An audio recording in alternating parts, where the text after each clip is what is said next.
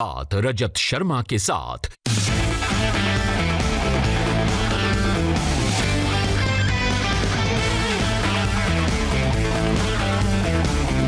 नमस्कार, आज की बात में आपका स्वागत है। इस वक्त की बड़ी खबर यह है कि नारकोटिक्स ब्यूरो ने अब से कुछ ही मिनट पहले रिया चक्रवर्ती के भाई शौविक चक्रवर्ती को गिरफ्तार कर लिया है। शौविक के साथ सुशांत सिंह राजपूत के हाउस मैनेजर सैमुअल मिरांडा को भी अरेस्ट किया गया है। और खबर यह भी है कि अब रिया चक्रवर्ती की मुश्किलें बढ़ सकती हैं। हालांकि एक बात मैं आपको साफ कर दूं, शौविक चक्रवर्ती की गिरफ्तारी सुशांत की मौत के केस में नहीं हुई है। एनसीबी को रिया चक्रवर्ती और शौविक की जो व्हाट्सएप की चैट की डिटेल्स मिली थी, उसके बाद मुंबई में ड्रग रैकेट की जांच के दौरान शौविक को गिरफ्तार किया गया है। आज नारकोटिक्स कंट्रोल ब्यूरो सुबह सूरज निकलने से पहले ही एक्शन में आ गया था। एनसीबी ने ड्रग डीलिंग केस को लेकर एक और ड्रग पेडलर फैजान इब्राहिम को अरेस्ट किया है। कुल मिलाकर 7 आरोपी गिरफ्तार हो चुके हैं। इनमें करण अरोड़ा, अब्बास लखानी, जैद, बासित परिहार भी शामिल है। बासित को कोर्ट ने रिमांड पर भेज दिया, जबकि फैजान, शौविक और सैमुअल को कल एनडीपीएस कोर्ट में पेश किया जाएगा। आज एनसीबी की टीम सुबह सुबह रिया चक्रवर्ती के घर पहुंची थी। दूसरी टीम सैमुअल मिरांडा के घर पर पहुंची। एनसीबी की टीम रिया के घर पर 4 घंटे तक रही। यहां से एनसीबी के अफसरों ने शौविक का लैपटॉप, उसका मोबाइल और दूसरे गैजेट्स कब्जे में ले लिए। रिया की कारों की भी तलाशी ली गई। मुंबई से हमारे संवाददाता राजेश कुमार, जयप्रकाश सिंह और दिल्ली से अतुल भाटिया ने इस ड्रग सिंडिकेट को लेकर जो डिटेल्स भेजी हैं वो चौंकाने वाली हैं। पता चला है कि पूछताछ में सैमुअल मिरांडा ने ड्रग खरीदने की बात कबूल ली। सैमुअल मिरांडा सुशांत के लिए बड और मैरुआना खरीदता था। सैमुअल मिरांडा ने यह भी बताया कि रिया ड्रग्स लाने के लिए शौविक को कहती थी और फिर शौविक ये काम मिरांडा से करवाता था। आज बासित की रिमांड कॉपी से पता चला कि सुशांत केस में ड्रग डीलिंग का सिंडिकेट किस तरह से एक्टिव था। और इस वक्त मुंबई से हमारे संवाददाता राजेश कुमार और जयप्रकाश सिंह मेरे साथ हैं। राजेश, आपसे जानना चाहूंगा, ये जो गिरफ्तारी हुई है इसकी वजह क्या है? क्या हुआ आज की पूछताछ में?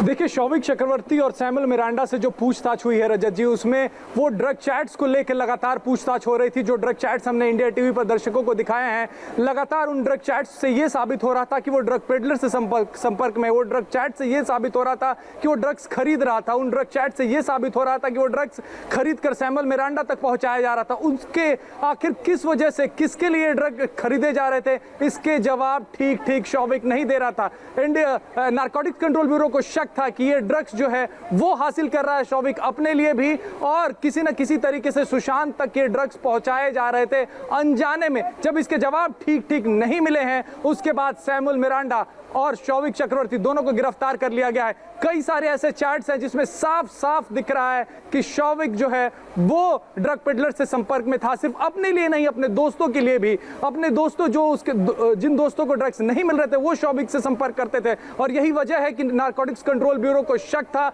और शक जो है जब यकीन में तब बदला जब शौविक नारकोटिक्स कंट्रोल ब्यूरो पहुंचा। एनसीबी के ऑफिसर्स ने उसे सवाल जवाब किए, सवाल का वो ठीक से जवाब नहीं दे पाए, जिसके बाद एक गिरफ्तारी जो है वो मुमकिन हुई है। रजत जी।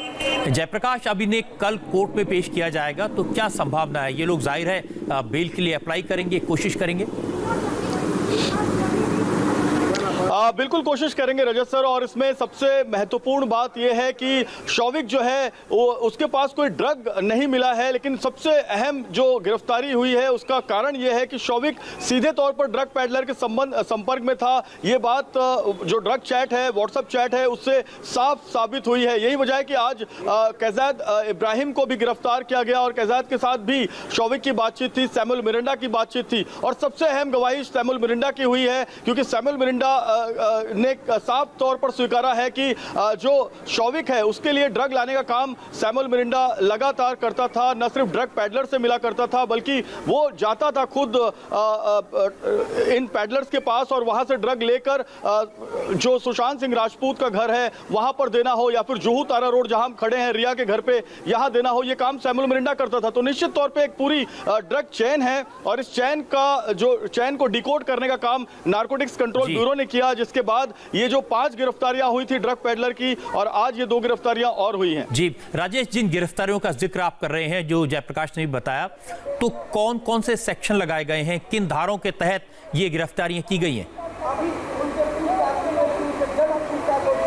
देखिए एनडीपीएस के सेक्शंस इसमें लगाए गए रजत जी, 20B, 28, 29 और 27A, इन सेक्शंस में इनकी गिरफ्तारी। और एक अहम जानकारी अभी जो एनसीबी के सूत्रों से मिल रही है, रिया चक्रवर्ती का क्रेडिट कार्ड इस्तेमाल होता था इन ड्रग्स के पेमेंट्स के लिए। ये जानकारी बहुत ही नई जानकारी जो अभी एनसीबी के सूत्रों ने दी है। रिया चक्रवर्ती के क्रेडिट कार्ड से ये पूरे ड्रग्स के पैसे जो हैं वो दिए जाते थे। तो अब गिरफ्तारी की तलवार रिया चक्रवर्ती पर भी लटक रही है रजत जी। बिल्कुल राजेश, आपने ठीक कहा कि अगर उनके क्रेडिट कार्ड से पैसे दिए जाते तो जाहिर है उनसे भी पूछताछ की जाएगी, लेकिन अभी तक एनसीबी ने रिया चक्रवर्ती से तो पूछताछ नहीं की है। बिल्कुल अभी पूछताछ नहीं हुई है रिया चक्रवर्ती से, लेकिन आज की जो गिरफ्तारी हुई है उसके बाद रिया चक्रवर्ती को जल्द ही यहां पे हाजिरी लगानी पड़ सकती है रजत जी। समन किया जाएगा, उन्हें यहां पे बुलाया जाएगा, उनसे पूछताछ की जाएगी और बहुत मुमकिन है जो सबूत एनसीबी के हाथ लगे हैं और खास करके जो ये जानकारी अभी अभी आई है कि रिया चक्रवर्ती का क्रेडिट कार्ड इस्तेमाल किया जाता था ड्रग्स के पेमेंट के लिए, उसके बाद रिया चक्रवर्ती की गिरफ्तारी भी बहुत मुमकिन है जब वो एनसीबी के दफ्तर पहुंचेंगी रजत जी। ये बड़ी बात आपने राजेश बताई है कि रिया चक्रवर्ती का क्रेडिट कार्ड का इस्तेमाल किया जाता रहा ड्रग्स के लिए, यानी जयप्रकाश, इन लोगों को कोई डर नहीं था, ये लोग खुलेआम व्हाट्सएप पर चैट भी करते थे और क्रेडिट कार्ड से ड्रग्स की पेमेंट करते थे। ये आश्चर्य की बात नहीं है?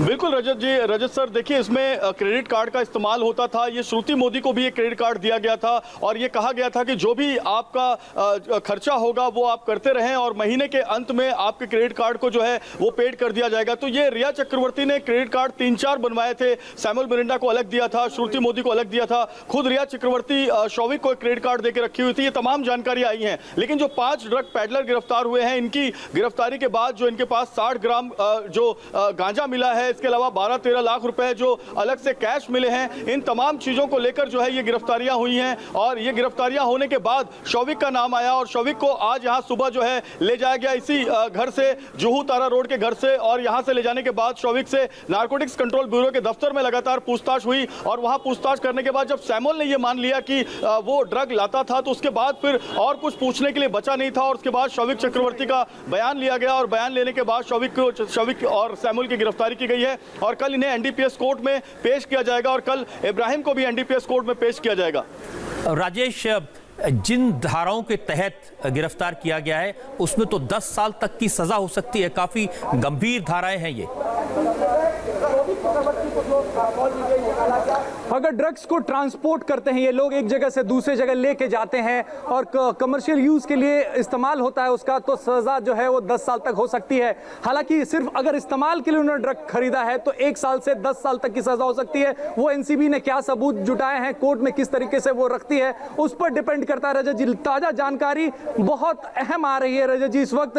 फाइनेंशियल ट्रेल जो मैं क्रेडिट कार्ड के बारे में बता रहा था, 12 ऐसे ट्रांजैक्शन जो हैं वो एनसीबी को ऑन रिकॉर्ड मिले हैं जहां पर रिया चक्रवर्ती का क्रेडिट कार्ड इस्तेमाल किया गया है इन ड्रग्स के पैसों को देने के लिए। साथ ही आपको बता दूं कि 2 केसेस एनसीबी ने, नारकोटिक्स कंट्रोल ब्यूरो ने दर्ज किए थे, 15/20 और 16/20। 15/20 जो थी वो केस जो था वो ईडी ने जब फोन डिलीटेड मैसेज रिट्रीव किए थे उसके बाद जो रिया चक्रवर्ती के ड्रग चैट सामने आए थे, तब रिया चक्रवर्ती का नाम उसमें आया था और वो 15/20 था। लेकिन बाद में ड्रग पेडलर्स की जब गिरफ्तारी हुई तो वो केस बना 16/20। वो केस आगे बढ़ते बढ़ते शौविक चक्रवर्ती तक पहुंचा और उसकी गिरफ्तारी हुई है। सैमुअल मिरांडा की गिरफ्तारी हुई और इन दोनों के पूछताछ में भी रिया चक्रवर्ती का नाम आया है। तो दोनों एफआईआर्स में अब रिया चक्रवर्ती का नाम है, 15/20 और 16/20। रिया चक्रवर्ती को जल्द ही एनसीबी के सामने पेश होना होगा और बहुत मुमकिन है रजत जी, मैं फिर से कह रहा हूं, बहुत मुमकिन है कि अगली गिरफ्तारी इस मामले में रिया चक्रवर्ती की हो सकती है। राजेश, आपने ये बड़ी बात बताई कि रिया चक्रवर्ती का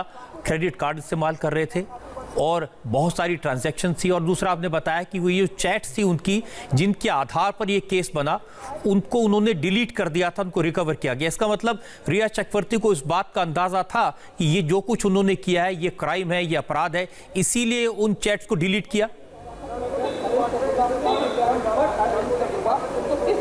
बिल्कुल इस बात का इल्म था और आपको बता दूं कि ईडी ने जब उन्हें फोन लाने को कहा था तो फोन लेकर नहीं आई थी। ईडी ने जब जोर दिया तब उनका फोन आया और फोन वहीं पर रख लिया गया ईडी के द्वारा। उसके बाद उसका डेटा जो है वो रिट्रीव किया गया, खास करके जो मैसेजेस डिलीट हुए थे वो रिट्रीव किया गया है। ईडी के सूत्र बताते हैं कि बहुत पहले भी ये मैसेजेस डिलीट नहीं हुए, हाल फिलहाल में ईडी ने जब समन किया है उसी दौरान ये सारे मैसेजेस डिलीट किए गए हैं। तो रिया चक्रवर्ती को पूरी तरीके से इल्म था, पूरी तरीके से जानकारी थी कि जो उन्होंने किया है, नशे का सामान जो खरीदा है उन्होंने अपने लिए खरीदा हो, अपने दोस्तों के लिए खरीदा हो या फिर अनजाने में सुशांत को देने के लिए खरीदा हो, वो गैर कानूनी था, वो एक अपराध था और यही वजह थी कि उन्होंने ये चैट्स डिलीट किए थे। लेकिन ईडी की जांच आगे बढ़ी और जब चैट्स निकले हैं उसके बाद जांच पहुंची है एनसीबी के पास और रिया के परिवार से पहली गिरफ्तारी शौविक चक्रवर्ती की हो गई है। रिया के सबसे करीबी सैमुअल मिरांडा की गिरफ्तारी हो गई है। अब गिरफ्तारी की तलवार रिया चक्रवर्ती पर लटक रही है। रजत जी, ये राजेश आप बिल्कुल ठीक कह रहे हैं कि जब सैमुअल मिरांडा और रिया के भाई की गिरफ्तारी हुई,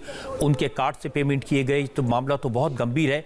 जो उनके चैट से जो उनकी बातें थी उससे क्या अंदाजा लगा? एनसीबी ने जो शुरुआत की थी, क्या ऐसी कॉन्वर्सेशन थी आपके हिसाब से? आप तो इस केस को बहुत क्लोजली फॉलो कर रहे हैं जिसकी वजह से ये केस इतना बड़ा बना।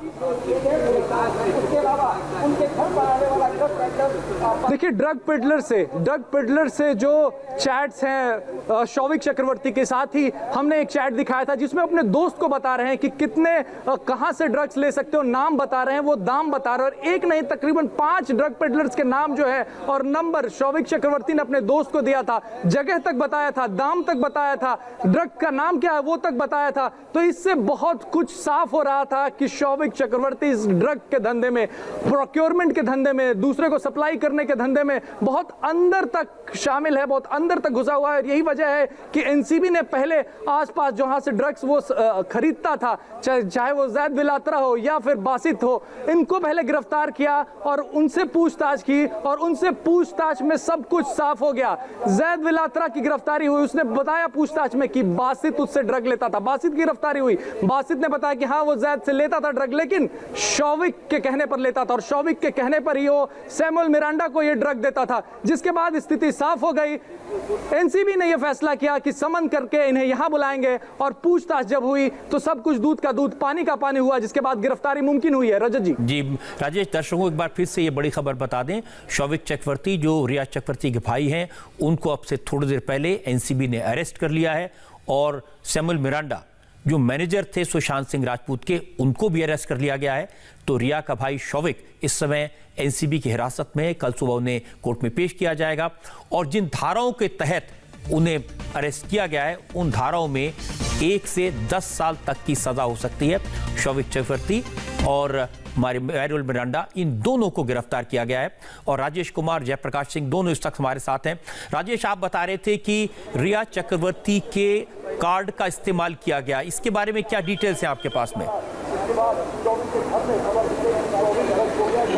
देखिए, जानकारी जो एनसीबी ने हमें दी है कि 12 ऐसे ट्रांजैक्शंस हैं जब ड्रग प्रोक्योर करने के लिए, ड्रग खरीदने के लिए रिया चक्रवर्ती के क्रेडिट कार्ड का इस्तेमाल किया गया है। और आपको बता दूं कि बासित को सवेरे जब कोर्ट में प्रोड्यूस किया गया था तब भी एनसीबी ने अपने रिमांड में यह कहा था कि ऑनलाइन पेमेंट किया जाता था ड्रग्स खरीदने के लिए। तो ये दोनों बातों को अगर हम कोरिलेट करें तो साफ हो जाता है कि ऑनलाइन पेमेंट रिया चक्रवर्ती ही करती थी और ड्रग्स जो प्रोक्योर शौविक करता था, जैद से करे या फिर बासित से करे या फिर कैजान से करे, वो रिया चक्रवर्ती के कहने पे किया जाता था, क्योंकि payment, online payment, credit card से जो पेमेंट्स हो रहे हैं वो रिया चक्रवर्ती के कार्ड से हो रहे हैं। 12 ऐसे ट्रांजैक्शंस के सबूत एनसीबी के हाथ में है। रजत जी, ये राजेश, आपने बड़ी खबर दी है। आपका और जयप्रकाश दोनों का बहुत बहुत शुक्रिया। और मैं जानता हूं कि आपको इस खबर को फॉलो अप करना है, आपको अपने सोर्सेस के पास जाना होगा, तो मैं आपको रिलीज करता हूं, लेकिन अपनी सेहत का ध्यान रखिए। बहुत बहुत शुक्रिया। मैं आपको एक बार फिर से बता दूं कि इस वक्त की बड़ी खबर, एनसीबी ने रिया चक्रवर्ती के भाई शौविक चक्रवर्ती और सुशांत सिंह राजपूत के हाउस मैनेजर सैमुअल मिरांडा को गिरफ्तार कर लिया है और अब रिया चक्रवर्ती पर शिकंजा कस सकता है, क्योंकि राजेश का कहना है कि इस बात के सबूत मिले हैं ड्रग्स खरीदने के लिए रिया चक्रवर्ती के क्रेडिट कार्ड का इस्तेमाल किया गया था। राजेश ने बताया कि रिया के क्रेडिट कार्ड से 12 बार ड्रग्स खरीदने के लिए पेमेंट किया गया और ये बहुत बड़ी बात है, बड़ा सबूत है। अब रिया से पूछताछ की जाएगी, उन्हें अब जवाब देना होगा। जयप्रकाश सिंह का कहना है कि अब रिया को भी एनसीबी का समन मिल सकता है, क्योंकि रिया शौविक सैमुअल के बीच व्हाट्सएप से जो बातचीत हो रही थी उससे यह तो साबित हो जाता है कि ये सब ड्रग्स का इस्तेमाल करते थे, खरीदते थे और शौविक ड्रग पेडलर्स के सीधे संपर्क में था। वही अपने दोस्तों के लिए ड्रग्स का इंतजाम करता था। हालांकि जयप्रकाश ने कहा कि शौविक के पास से ड्रग्स नहीं मिले हैं, लेकिन इस बात के पुख्ता सबूत जरूर मिले हैं कि शौविक ड्रग पेडलर से डील करता था। और चूंकि ड्रग्स के पेमेंट के लिए क्रेडिट कार्ड का इस्तेमाल किया गया, सबूत मिल गए हैं, ये क्रेडिट कार्ड रिया चक्रवर्ती के थे, तो रिया की मुश्किलें बढ़ना तो तय है। आज सुशांत सिंह राजपूत की मौत के नाम पर महाराष्ट्र में जमकर राजनीति हुई। एक तरफ थी कंगना रनौत और दूसरी तरफ शिवसेना और एनसीपी के नेता। दोनों तरफ से ऐसे बयान दिए गए जिन्हें सुनकर आप हैरान रह जाएंगे। कंगना ने कहा, मुंबई किसी के बाप की नहीं है, मैं आ रही हूं, रोक सको तो रोक लो। शिवसेना के नेता संजय राउत ने कहा कि मुंबई मराठी मानुष के बाप की है, जिन्हें मंजूर नहीं वो अपना बाप दिखाएं। कंगना ने मुंबई की तुलना पाक ऑक्युपाइड कश्मीर से कर दी। संजय राउत ने कंगना को मेंटल कहा। फिर महाराष्ट्र के होम मिनिस्टर अनिल देशमुख ने चौंकाने वाली बात कही। उन्होंने कहा कि कंगना को मुंबई में रहने का अधिकार नहीं है। जब अनिल देशमुख और संजय राउत ने महाराष्ट्र की अस्मिता का सवाल बनाया तो कंगना ने कहा, मैं डंके की चोट पर कहती हूं कि मैं मराठा हूं, उखाड़ो मेरा क्या उखाड़ोगे। इसके बाद राज ठाकरे की एमएनएस मैदान में उतरी, कहा कंगना के खिलाफ देशद्रोह का मामला दर्ज होना चाहिए। कंगना कहां चुप रहने वाली थी, उन्होंने जवाब दिया, महाराष्ट्र के इन ठेकेदारों से पूछो उन्होंने महाराष्ट्र के लिए क्या किया है। फिर बीजेपी भी मैदान में आई और राष्ट्रीय महिला आयोग भी इसमें कूद गया। मैं आपको सिलसिलेवार तरीके से बताऊंगा कि आज सुशांत सिंह राजपूत के नाम पर कैसे ड्रामा हुआ, किस तरह की लज्जाजनक भाषा का इस्तेमाल हुआ और किस तरह से मराठी लोगों की भावनाओं को भड़काने की कोशिश की गई। शुरुआत करते हैं कंगना रनौत के लेटेस्ट ट्वीट से। कंगना ने पिछले कुछ घंटों में एक के बाद एक आधा दर्जन से ज्यादा ट्वीट किए हैं। पहले कंगना ने मुंबई पुलिस के खिलाफ नाराजगी जाहिर करते हुए मुंबई की तुलना पीओके से कर दी।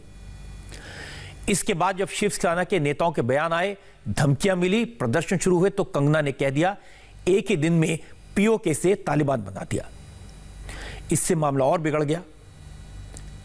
असल में शिवसेना के नेताओं ने कंगना की बात तो महाराष्ट्र और मराठी अस्मिता से जोड़ा। इसके बाद तो कंगना ने मोर्चा खोल दिया।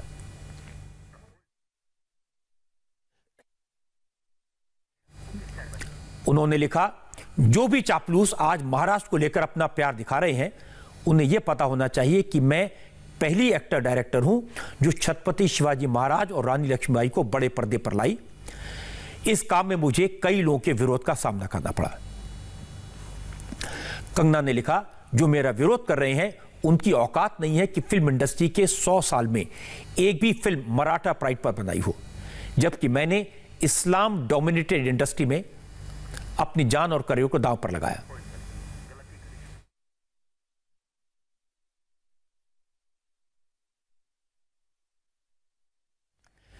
शिवाजी महाराज और रानी लक्ष्मीबाई पर फिल्म बनाने की बात की। आज महाराष्ट्र के इन ठेकेदारों से पूछो इन्होंने क्या किया महाराष्ट्र के लिए। महाराष्ट्र किसी के बाप का नहीं है, महाराष्ट्र उसी का है जिसने मराठी गौरव को प्रतिष्ठित किया। और मैं डंके की चोट पर कहती हूं कि मैं मराठा हूं, उखाड़ो मेरा क्या उखाड़ लोगे। कंगना ने शिवसेना पर इतने हमले एक साथ कर दिए जिसकी उम्मीद शायद शिवसेना के नेताओं को नहीं थी। इसके बाद कंगना ने लिखा, एक महान पिता की संतान होना ही आपकी एकमात्र उपलब्धि नहीं हो सकती। आप कौन होते हैं मुझे महाराष्ट्र प्रेम या नफरत का सर्टिफिकेट देने वाले? आपने कैसे तय कर लिया कि आप महाराष्ट्र को मुझसे ज्यादा प्यार करते हैं और अब मुझे वहां आने का कोई हक नहीं है? असल में आज के विवाद की शुरुआत संजय राउत के बयान से हुई, जिसमें संजय राउत ने कहा, अगर कंगना को मुंबई में डर लगता है तो उन्हें मुंबई नहीं आना चाहिए। इसके बाद कंगना ने आज सुबह जवाब दिया, लिखा, कई लोग उन्हें मुंबई में नहीं आने की धमकी दे रहे हैं। इसे देखते हुए उन्होंने अगले हफ्ते मुंबई आने का फैसला किया है। कंगना ने लिखा कि मैं 9 सितंबर को मुंबई आऊंगी। मैं मुंबई एयरपोर्ट पर कब लैंड करूंगी इसका टाइम मैं आने वाले दिनों में बता दूंगी। अगर किसी के बाप में हिम्मत हो तो रोक कर दिखा दें। अब बाप तक की बात की तो संजय राउत तिलमिला गए। वो खुद को बोलने से रोक नहीं पाए। उन्होंने कंगना पर तमाम इल्जाम लगा दिए, उन्हें मेंटल कह दिया। संजय राउत ने कहा यह छत्रपति शिवाजी महाराज का महाराष्ट्र है। कंगना ने बाप की बात कहकर मुंबई का महाराष्ट्र का अपमान किया है। अब मराठा मानुष दिखा देगा आगे क्या होगा। संजय राउत ने यह भी आरोप लगाया कि कंगना रनौत सिर्फ लाउड स्पीकर हैं, उसके पीछे से कोई और बोल रहा है। उसको कौन धमकी देगा? जरूरत क्या है? कौन है ये? एक महिला है, उनका मैं आदर करता हूँ, कलाकार है, मैं आदर करता हूँ, लेकिन उनको धमकी क्यों दे? वो कह रही है सर कि किसी में अगर हिम्मत है तो मुझे रोक के दिखा। अरे उसका बाप भी है ना, वो बिन बाप की है क्या? मैं बोलूंगा तो उसको बुरा लगेगा। अगर ये किसी का बाप निकालती है क्योंकि वो महिला है, इसलिए अगर उसके खिलाफ कोई बोलेगा तो अपराध होता है। लेकिन ये महिला हाँ कुछ भी अनाप शनाप बोल रही है किसी के बारे में, ये चलता है क्या? कोई ना कोई राजनीतिक दल या कोई पावर सेंटर उसको सपोर्ट करता है मुंबई के खिलाफ बोलने के लिए, इसलिए तो बोल रही है। लेकिन ये महाराष्ट्र जो है छत्रपति शिवाजी महाराज का महाराष्ट्र है। ठीक है, आप बाप की भाषा करते हो तो ठीक है, देख लेंगे महाराष्ट्र को बाप है या नहीं। आपने महाराष्ट्र का अपमान करने की कोशिश की। देखिए मुंबई में आप रहते हो, मुंबई ने आपको नाम, शोहरत, पैसा, इज्जत सब कुछ दी है। अब तक मुंबई पुलिस के भरोसे आप यहाँ रहती है। जी सर। आप उसी पुलिस के ऊपर अगर आप इस प्रकार का कीचड़ उछालेंगे जी सर, तो ये कौन से नीति और नियम में बैठता है? ये जो कंगना बोल रही है ये लड़की जी सर, ये सिर्फ उसका मुंह है, पीछे से कोई अलग लाउड स्पीकर चल रहा है, ऐसा मुझे लगता है। महाराष्ट्र को और मुंबई को ये बदनाम करने की साजिश है। अब ये संजय राउत ने बड़ी बात कही कि कंगना बोल रही हैं लेकिन पीछे से कोई और बोल रहा है, वो तो सिर्फ लाउड स्पीकर है। संजय राउत के बाद महाराष्ट्र के होम मिनिस्टर ने भी कंगना के बयानों को लेकर नाराजगी जाहिर कर दी। अनिल देशमुख ने कहा जिस तरह के बयान कंगना रनौत दे रही हैं उसके बाद उन्हें महाराष्ट्र में रहने का, मुंबई में रहने का कोई हक नहीं है। ऐसी मुंबई पुलिस की तुलना उन्होंने जो की है, ऐसी हालत में उनको महाराष्ट्र में रहने का, मुंबई में रहने का कोई अधिकार नहीं है। ऐसी मुंबई पुलिस की तुलना उन्होंने जो की है, ऐसी हालत में उनको महाराष्ट्र में रहने का, मुंबई में रहने का कोई अधिकार नहीं है। अनिल देशमुख के वाक्य तो दो ही थे, लेकिन चूंकि वो महाराष्ट्र के होम मिनिस्टर हैं, उनकी बात का बहुत बड़ा मतलब है। और जब शिवसेना के नेताओं ने, एनसीपी के नेताओं ने कंगना के खिलाफ मोर्चा खोल दिया, महाराष्ट्र के होम मिनिस्टर ने कह दिया कि कंगना को मुंबई में, महाराष्ट्र में रहने का हक नहीं है, तो शिव सैनिकों को इशारा मिल गया। सड़क पर उतर आए, कंगना के पोस्टर जलाए गए, कंगना के पोस्टर पर जूते चप्पल चलने लगे।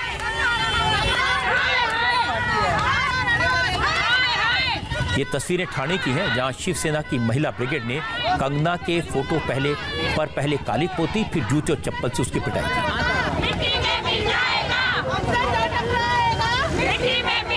कंगना के खिलाफ नारेबाजी हुई, जो हमसे टकराएगा मिट्टी में मिल जाएगा। इसी तरह की तस्वीरें मुंबई, नासिक और पुणे जैसे शहरों से भी आई। नासिक में कंगना का पुतला जलाया गया। पुतला जलाने से पहले कंगना की तस्वीर पर काली पोती, जूते चप्पल मारे और फिर पुतले को जला दिया गया। यह सब हुआ नासिक में शिवसेना भवन के सामने।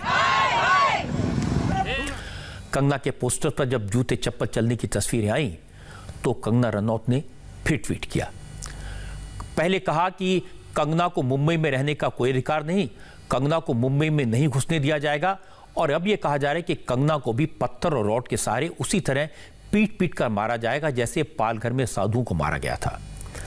जिस तरह एक दिन में आपने पीएके को तालिबान बना दिया, वो तारीफ के काबिल है। सुशांत और पालघर में साधुओं के हत्यारे पकड़े नहीं गए, इसलिए आज आप लोगों में इतनी हिम्मत आ गई कि मुझे मारने की बात की जा रही है। सुशांत और साधुओं की हत्या के बाद अब मेरे पोस्टरों को चप्पलों से पीटा जा रहा है, उससे लगता है कि मुंबई को खून की प्यास लग गई है। कंगना के स्ट्रीट पर शिवसेना के एक और नेता ने बयान दे दिया, वो और भी आगे बढ़ गए। शिवसेना के एमएलए प्रताप सरनायक ने कहा, जो मुंबई का अपमान करेगा, जो महाराष्ट्र के खिलाफ बोलेगा, उसे छोड़ेंगे नहीं। कंगना के खिलाफ देशद्रोह का केस दर्ज होना चाहिए। हमारी महिला आघाड़ी बहुत सक्षम है और हमारी मुंबई है, यानी हमारी माता के बारे में अगर कोई कंगना हो या दूसरे कोई भी हो, मुंबई के बारे में अगर कोई अपशब्द बोलेगा तो हम उसको छोड़ेंगे नहीं, इतना ध्यान रखना चाहिए। तो निश्चित रूप से मुंबई में रहने का आपका नैतिक अधिकार नहीं है। भविष्य में अगर आप कभी मुंबई में वापस अगर आओगी और हमारी महिला आघाड़ी के माध्यम से अगर कुछ हो गया तो उसकी जिम्मेदारी लेने में भी हमें कुछ गलत नहीं लगेगा। हम यही कहना चाहते हैं राज्य के गृह मंत्री को कि कंगना राणावत ने बहुत ही गंदी तरह से कि मुंबई से की अवहेलना की है। उसने अगर मुंबई को पाकिस्तान व्याप्त कश्मीर ऐसा कहा है तो उसके ऊपर देशद्रोह का खटला दाखिल होना चाहिए, उसको अरेस्ट होना चाहिए, ऐसी मेरी मांग है। इस बयान में आरोप भी था और धमकी भी, और धमकी ये कि अगर कंगना वापस मुंबई आएंगी तो शिवसेना की महिला ब्रिगेड उनके साथ कुछ कर दे तो उसकी जिम्मेदारी लेने में शिवसेना पीछे नहीं हटेगी। इसके पीछे जो थ्रेट छुपी है उसको आप समझ सकते हैं। इसीलिए इस मामले में नेशनल विमेन कमीशन ने दखल दिया।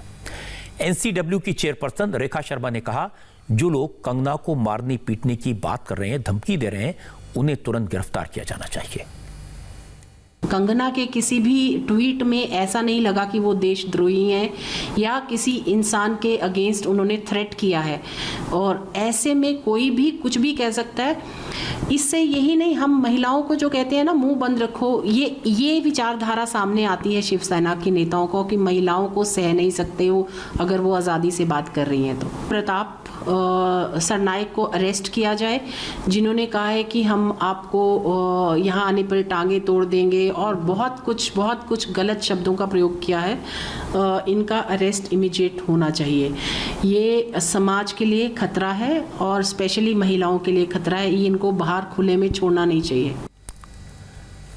अब इन्होंने भी गिरफ्तारी की मांग की है। अब संजय राउत ने जो आरोप लगाया था कि कंगना राउत सिर्फ लाउड स्पीकर हैं, पीछे से कोई और बोल रहा है, तो जाहिर है उनका इशारा बीजेपी की तरफ था, इसलिए बीजेपी ने सफाई दी। आशीष सेल्लार ने कहा कि बीजेपी कंगना के बयान से सहमत नहीं है, लेकिन बेहतर तो यह होगा न कंगना इस तरह की बातें करे और न संजय राउत। कंगना रनौत ने मुंबई वासी और महाराष्ट्र इस विषय में मुंबई वासी और महाराष्ट्र की जनता को सिखाने का प्रयास न करे। भारतीय जनता पार्टी इससे बिल्कुल असहमत है। संजय राउत जी से भी हमारा कहना है कि सुशांत सिंह राजपूत वाले मामले पर इंक्वायरी और उस इंक्वायरी से आए हुए तथ्यों को जनता के बीच में भ्रमित करने के लिए कंगना रनौत के पीछे छुपकर वार भारतीय जनता पार्टी पर करने की आवश्यकता नहीं। ये प्रयास भी वो न करे।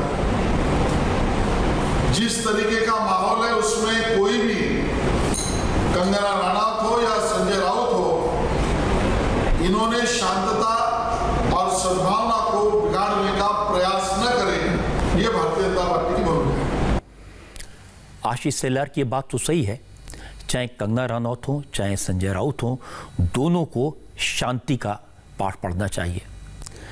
लेकिन कंगना ने, संजय ने जो भाषा इस्तेमाल की उसको सुनकर मैं हैरान हूं।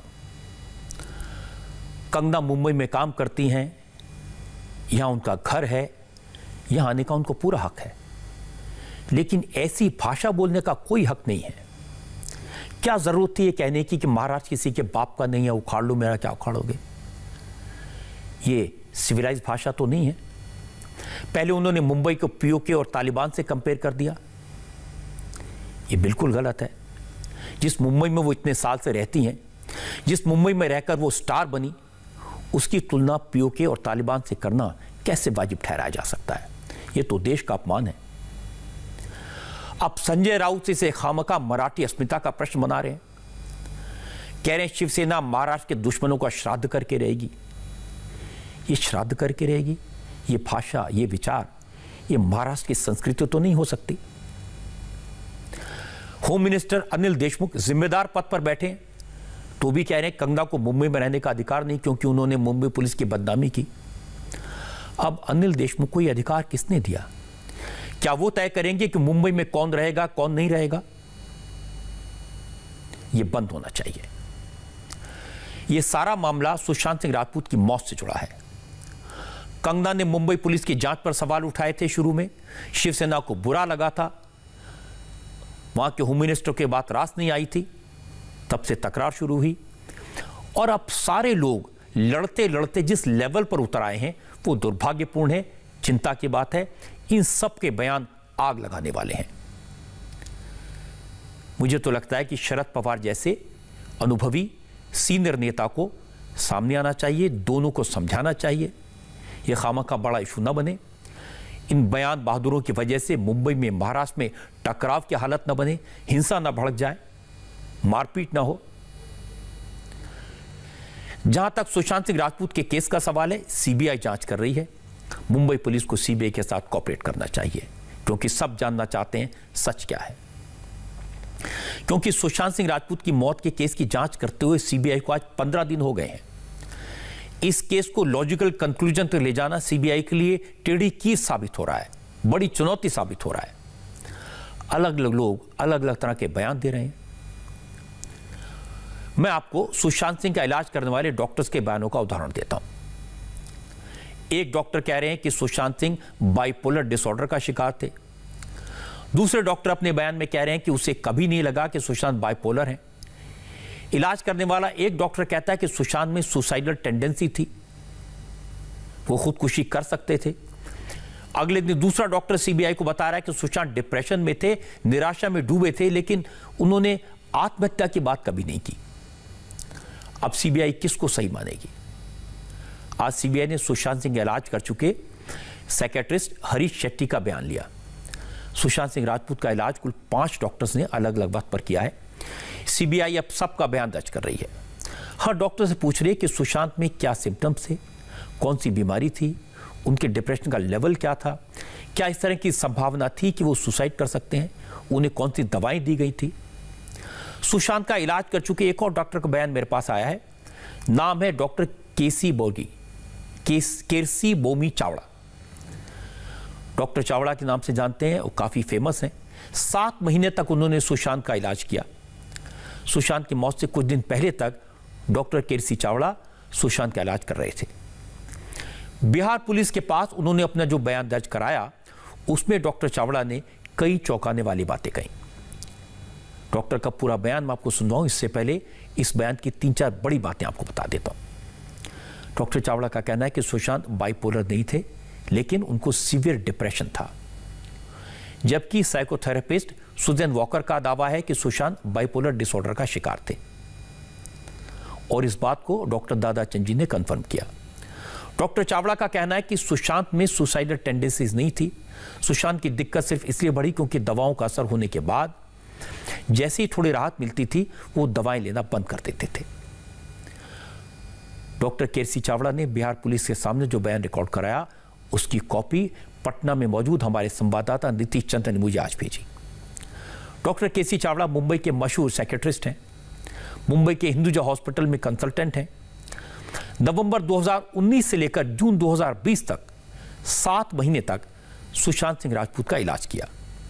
मौत से ठीक पहले सुशांत सिंह राजपूत डॉक्टर चावड़ा का ट्रीटमेंट फॉलो कर रहे थे, उन्हें फायदा भी हो रहा था। और जब बिहार से पुलिस मुंबई आई तो अफसरों ने डॉक्टर चावड़ा का बयान रिकॉर्ड किया। डॉक्टर चावड़ा ने अपने बयान में बताया कि सुशांत को लेकर सबसे पहले 25 नवंबर को उनकी सेक्रेटरी श्रुति मोदी ने फोन किया था। श्रुति मोदी ने कहा था सुशांत उनसे वाटरस्टोन रिजॉर्ट में मिलना चाहते हैं, लेकिन बाद में अपॉइंटमेंट कैंसिल कर दिया। डॉक्टर चावड़ा ने बताया कि फिर 27 नवंबर को फोन आया, सुशांत अभी उनसे मिलना चाहते हैं। डॉक्टर केरसी चावड़ा ने सुशांत को प्राइवेट क्लिनिक पर आने को कहा, लेकिन सुशांत चाहते थे वो किसी हॉस्पिटल में एडमिट हो जाएं। डॉक्टर चावड़ा ने 27 नवंबर की रात को ही हिंदुजा हॉस्पिटल में सुशांत को एडमिट करवाया। डॉक्टर चावड़ा ने बिहार पुलिस को बताया कि 28 नवंबर को जब वो सुशांत से अस्पताल में जाकर मिले, तब सुशांत काफी डरे हुए थे, कह रहे थे उन्हें अच्छा नहीं लग रहा, ज्यादा घबराहट हो रही है, उदास रहते हैं। तब हॉस्पिटल में सुशांत का फिजिकल चेकअप और हार्ट का चेकअप कराया गया। गैस्ट्रो, हार्ट और न्यूरोलॉजी के स्पेशलिस्ट डॉक्टर्स ने उनका चेकअप किया, लेकिन सुशांत को फिजिकली कोई परेशानी नहीं थी, कोई दिक्कत नहीं थी। इसके बाद डॉक्टर चावड़ा ने सुशांत सिंह राजपूत का ट्रीटमेंट शुरू किया।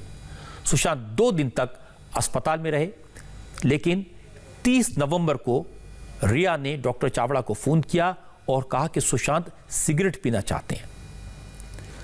अब हॉस्पिटल में सिगरेट पीना तो मना था। इसके बाद रिया ने कहा अगर उन्हें सिगरेट नहीं मिली तो वो हॉस्पिटल से घर जाने की जिद कर रहे हैं। इस पर डॉक्टर चावड़ा ने कहा कि हॉस्पिटल में सिगरेट नहीं मिल सकती, अगर सुशांत घर जाना चाहते हैं तो जा सकते हैं। और उसके बाद उसी दिन यानी 30 नवंबर को सुशांत हॉस्पिटल से घर चले गए, इलाज अधूरा छोड़कर। डॉक्टर करसी चावड़ा ने बताया कि उन्होंने नवंबर से लेकर जून 2020 तक सुशांत से 9 बार मुलाकात की। कई बार फोन पर भी बात होती थी और सुशांत की तरफ से ज्यादातर रिया चक्रवर्ती ही बात करती थी। सुशांत से डायरेक्टली ज्यादा बात नहीं हो पाती थी क्योंकि सुशांत यूरोप टूर के बाद कुछ वक्त के लिए रिया के घर शिफ्ट हो गए थे, तो वहां भी डॉक्टर करसी चावड़ा विजिट करते थे। अपने स्टेटमेंट में डॉक्टर चावड़ा ने कहा 1 दिसंबर 2019 को उनके पास रिया चक्रवर्ती का फोन आया और कहा कि आप हमारे घर विजिट कर सकते हैं, घर आकर मिल सकते हैं। उस वक्त सुशांत का ट्रीटमेंट चल रहा था। सुशांत को फ्लुनिल 20 mg ये कैप्सूल सुबह और एक्विन 5 mg टैबलेट, एक सुबह और एक दोपहर, क्विटपिन 50 mg एक सुबह और एक रात, और मेलेटिन 3 mg टैबलेट रात को खाने को कहा गया था। ये वो दवाइयां हैं जो डॉक्टर चावड़ा ने लिखी हैं। डॉक्टर चावड़ा ने बिहार पुलिस को बताया कि वो यकीन से कह सकते हैं कि सुशांत डिप्रेशन का शिकार थे, वो बीमार थे।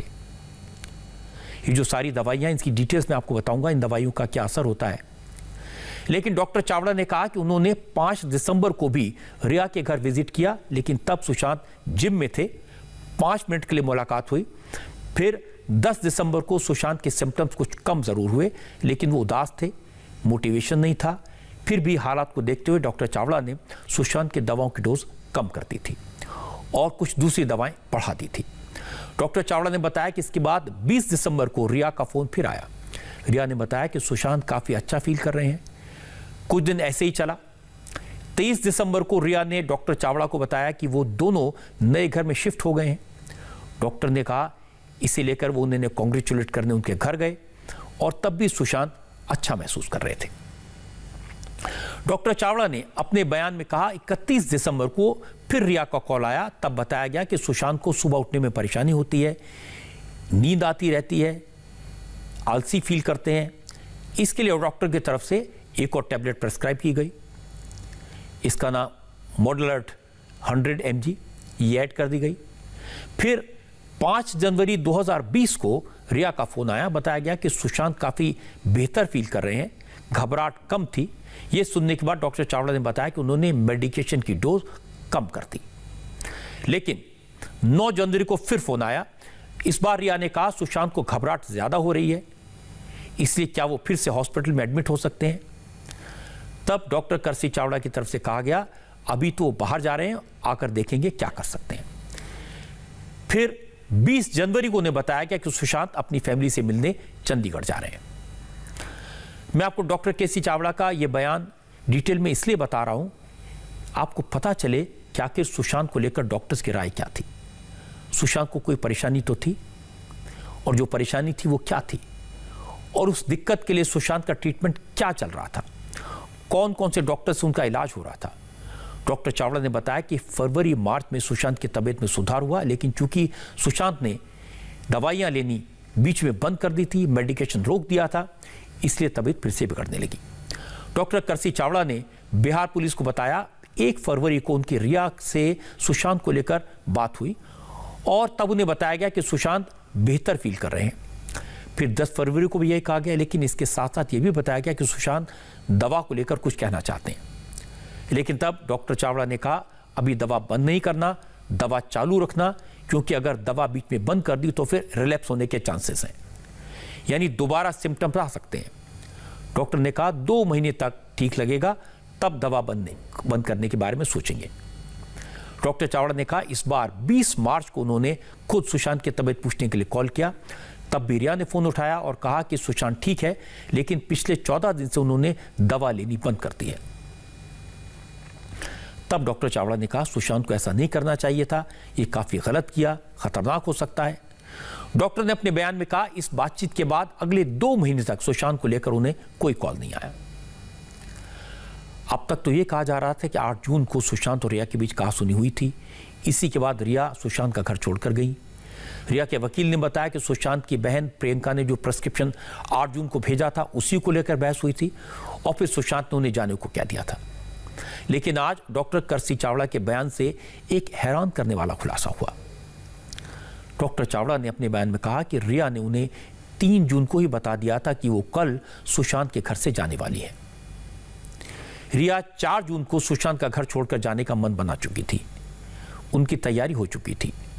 डॉक्टर करसी चावड़ा के बिहार पुलिस को दिए गए स्टेटमेंट में कहा गया है 4 मई को उन्हें बताया गया कि सुशांत की हालत ठीक नहीं है। इसके बाद फिर 3 जून को सुशांत की तरफ से फोन आया, कहा गया सुशांत को नेगेटिव सिम्टम्स आ रहे हैं, वो डिप्रेस्ड हैं और कह रहे हैं कि Bombay is very crowded, insecurity लगती है, वहाँ रहना चाहता हूँ जहाँ लोग कम हो, जो जगह क्राउडेड ना हो, इतनी भीड़ नहीं होनी चाहिए, घबराहट हो रही है। तब डॉक्टर करसी चावड़ा ने सजेस्ट किया कि सुशांत की दवा वापस शुरू कर दी जाए। हालांकि अगले दिन डॉक्टर ने जब फॉलोअप किया, फोन करके पूछा कि दवा शुरू की या नहीं, तो रिया ने बताया उन्होंने दवाई लेना शुरू नहीं किया। उसने ये भी कहा कि वो जा रही है और डॉक्टर चावड़ा के मुताबिक रिया ने 4 जून को उन्हें बता दिया था कि सुशांत की कोई सिस्टर आने वाली है, इसलिए कुछ दिनों के लिए अपने घर जा रही हैं। बस इसके बाद सुशांत को लेकर किसी तरह की कोई बात नहीं हुई और फिर सुशांत की मौत की खबर सुनी। डॉक्टर करसी चावड़ा ने सुशांत को लेकर अपना असेसमेंट दिया है। डॉक्टर चावड़ा ने कहा कि सुशांत का इलाज करने वालों में डॉक्टर परवीन दादाचंद जी थी, डॉक्टर निकिता शाह भी थी और उन्हें लगता है कि सभी ने वही दवा दी जो उन्होंने सुशांत को दी थी। सभी डॉक्टर सुशांत को डिप्रेशन और एंग्जाइटी के लिए ट्रीट कर रहे थे। एक साइकोथेरेपिस्ट भी थी सुजैन वॉकर, जो डॉक्टर ने काउंसलर हैं। डॉक्टर करसी चावड़ा ने क्लियरली कहा उन्हें सुशांत सिंह राजपूत में सुसाइडल टेंडेंसी नहीं दिखी, यानी वो आत्महत्या करेंगे ऐसा नहीं लगता था। हालांकि डॉक्टर चावड़ा ने कहा कभी कभी सुशांत ये जरूर कहते थे कि जिंदगी का क्या मतलब है। इसके बाद डॉक्टर चावड़ा ने एक और बड़ी बात कही। डॉक्टर चावड़ा ने अपने स्टेटमेंट में कहा उन्हें यह नहीं लगा कि सुशांत बाइपोलर थे। डॉक्टर के मुताबिक सुशांत को डिप्रेशन और एंग्जाइटी जरूर था। सुशांत को अकेलापन, इनसिक्योरिटी जैसी सारी फीलिंग्स होती थी, लेकिन ये भी हर आदमी में अलग अलग तरह से होती हैं। फिर डॉक्टर ने कहा एक बात समझने वाली है, अगर आप रेगुलर दवा नहीं लेंगे तो फिर रिलैप्स होने की संभावना बनी रहती है। और आखिर में डॉक्टर चावड़ा ने यह भी कहा कि सुशांत को किसी एक्सटर्नल वजह से, यानी काम, प्रॉपर्टी जैसी चीजों को लेकर डिप्रेशन नहीं हुआ, बल्कि ये इंटरनल मैटर हो सकता है। डॉक्टर चावड़ा ने पुलिस को बताया सुशांत अपनी मां को बहुत मिस करते थे और ये बात वो बार बार बोलते थे, और जहां तक किसी चीज की एडिक्शन की बात है तो वो स्मोक तो करते थे। ऐसा सुना है कि वीड यानी मैरिजुआना भी कभी कभी लेते थे, सिगरेट काफी ज्यादा पीते थे। डॉक्टर चावड़ा ने कहा कि स्मोकिंग को लेकर वो सुशांत को टोकते भी थे। जहां तक ड्रिंक्स की बात है तो वो कभी कभी लेते थे। इस वक्त की बड़ी खबर आपको बता दूं, इस वक्त मॉस्को में भारत और चीन के रक्षा मंत्रियों की मीटिंग चल रही है। बहुत अहम मीटिंग है, इसके बड़े नतीजे हो सकते हैं। लद्दाख में चीन की हरकतों के कारण 3 महीने से जबरदस्त टेंशन है। इसे भारत ने मॉस्को में राजनाथ सिंह की चीन के डिफेंस मिनिस्टर वेई फेंग के साथ किसी तरह की मीटिंग से इनकार कर दिया था, लेकिन चीन की तरफ से बार बार अपील की गई। चाइनीज डिफेंस मिनिस्टर वेई फेंग भारत के रक्षा मंत्री राजनाथ सिंह से मिलना चाहते हैं। भारत के रक्षा मंत्री को वक्त देना चाहिए और इसके बाद आज शाम दोनों डिफेंस मिनिस्टर की मीटिंग का वक्त तय किया गया। इस मुलाकात से पहले रक्षा मंत्री राजनाथ सिंह ने एससीओ के मेंबर देशों के रक्षा मंत्रियों की कंबाइंड मीटिंग में इशारों में चीन को कड़ा मैसेज दिया। रक्षा मंत्री ने कहा कि क्षेत्रीय स्थिरता और शांति के लिए आक्रामक तेवर को खत्म करना जरूरी है।